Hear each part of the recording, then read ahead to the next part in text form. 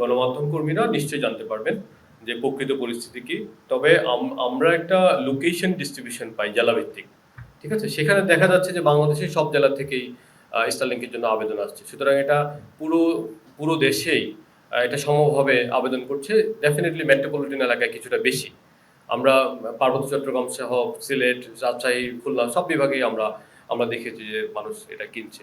আর উদ্যোক্তা বিষয়ক যে বিষয়টা, সেটা অবশ্যই সত্য কথা বলেছেন যে স্টারলিংক একই সাথে আমাদের যে বৃহৎ ব্যবসায়ী, ক্ষুদ্র ব্যবসায়ী এবং একই সাথে এসএমই যারা আছে, যারা কো-লোকেশন ফ্যাসিলিটি নিয়ে ৮-১০ বন্ধু-বান্ধব বা ছোট ছোট উদ্যোক্তা এক জায়গায় কাজ করে, তারা এই ধরনের একটা ডিশ নিয়ে তারা নিজেদের মধ্যে ইন্টারনেটটা শেয়ার করতে পারে।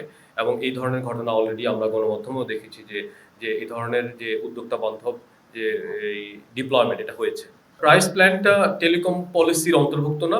Price plan BTRC regularly revisit করে। আমরা যতটা জানি বিটিআরসি এই মুহূর্তে নতুন প্রাইস প্ল্যান নিয়ে কাজ করছে এবং সেটা দ্রুতই চলে আসবে। আর টেলিটকের বিষয়ে নিশ্চয়ই আমাদের সুনির্দিষ্ট প্ল্যান আছে। আমরা টেলিটকের নেটওয়ার্ক সম্প্রসারণে যাচ্ছি। আগে একটা ভয়েস কল করার জন্য অন্তত ৬টা থেকে ৭টা, কোথাও কোথাও ৭টা স্তর ভেদ করে যেতে হতো। তো এখন আমরা বলছি যে নতুন কাঠামোতে আমার ৩টা স্তর আছে। তো সুতরাং সেখান থেকে ২টা স্তর চলে যাবে।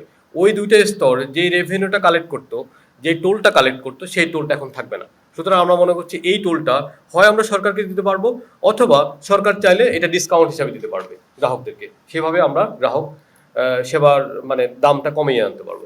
আরেকটা হচ্ছে, যেহেতু আগে ৬টা স্তর থাকতো বা ৭টা স্তর থাকতো ভয়েস এবং ডেটা উভয় কলে, তাহলে ওখানকার যে ব্যবসায়ীরা এখন অনেক বড় একটা পরিসরে ব্যবসা করতে পারবে। যেমন ফাইবার টাওয়ার করতে পারবে, টাওয়ার কোম্পানি ফাইবার করতে পারবে। এখানে ব্যবসায়ীদের টোটাল অপারেটরের সংখ্যা বেড়ে যাবে দুইটা ক্ষেত্রেই। তাহলে সেখানে একটা প্রতিযোগিতা তৈরি হবে, প্রতিযোগিতার কারণে আমাদের দামটা কমে আসবে। আর রেগুলেশন একটু কঠিন ছিল বিটিআরসির জন্য, কারণ আপনি যদি 7টা লেয়ারে করেন এনলিস্টমেন্ট এবং অন্যান্য লাইট লাইসেন্স সহ, যদি 26টা লেয়ারে, তখন আপনার সক্ষমতা, যন্ত্রপাতি, ল্যাব সবকিছুর উপর একটা চাপ পড়ে। তো সেই চাপটা থেকে বিটিআরসিকে এখন বিটিআরসি সরে মানে আসতে পারবে আর কি। এখন আমরা এই পলিসিতে আমরা বলছি যে বিটিআরসির জন্য আমরা নতুন ধরনের কারিগরি সক্ষমতা কিভাবে তৈরি করা যায়, মানে নেটওয়ার্ক মনিটরিং ফ্যাসিলিটি কিভাবে তৈরি করা যায়, বা বেঞ্চমার্কের জন্য দরকারি যন্ত্রপাতি কিভাবে করা যায়, সেগুলো আমরা কিনবো। তো তাহলে যেটা হবে, এই পলিসি প্লাস আমাদের যে সেবা মান সংক্রান্ত যে আমরা নীতিমালাটা করেছি, সেটা যোগসাজশে আমি মনে করি যে নতুন নীতিমালার মাধ্যমে গ্রাহকটা কম দামে ভালো মানের সেবা পাবে।